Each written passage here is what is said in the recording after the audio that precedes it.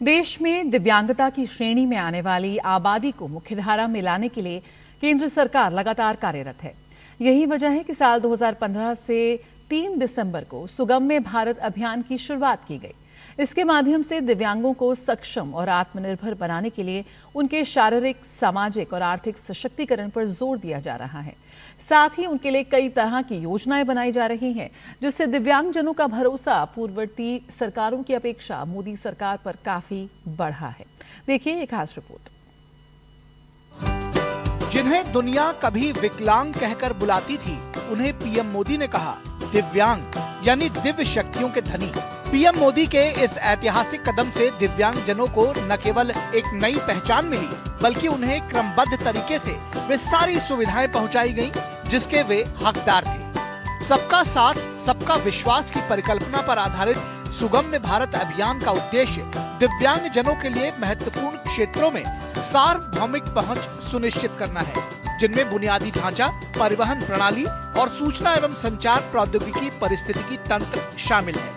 इस योजना में सार्वजनिक भवनों, बसों, ट्रेन जैसे परिवहन नेटवर्क और डिजिटल प्लेटफॉर्म्स को दिव्यांगजनों के लिए सुलभ बनाने पर ध्यान केंद्रित किया गया है। देश में मोदी सरकार से पहले दिव्यांगजनों के प्रति सामंजस्यपूर्ण रणनीति लागू करने का अभाव था। वहीं साल 1995 का दिव्यांगजन अधिनियम सुलभता के मुद्दों को पर्याप्त रूप से समाधान नहीं करता था। साथ ही दिव्यांगों को अपने अधिकारों की मांग को लेकर सशक्त भी नहीं करता था। और इसी अंतर को पहचानते हुए प्रधानमंत्री नरेंद्र मोदी ने सुगम्यता को राष्ट्रीय विकास में सबसे आगे लाने के लिए सुगम्य भारत अभियान की शुरुआत की। हमारे यहाँ रेल के डिब्बे में जाना है, सामान्य मानवी के लिए तो कुछ मुश्किल लगता नहीं। बस में चढ़ना है, सामान्य मानवी को लगता नहीं। हमने आकर के एक सुलभ योजना का बड़ा अभियान चलाया। देश भर में सरकारी हजारों की ऐसी जगह पर ढूंढ के निकाली है, जहां सामान्य ऐसे नागरिकों को जाना है, तो वहां दिव्यांगजनों को भी जाना है। तो उनके लिए रेलवे प्लेटफॉर्म अलग प्रकार से हो, ट्रेन के अंदर चढ़ने का उनके लिए अलग व्यवस्था विकसित की जाए।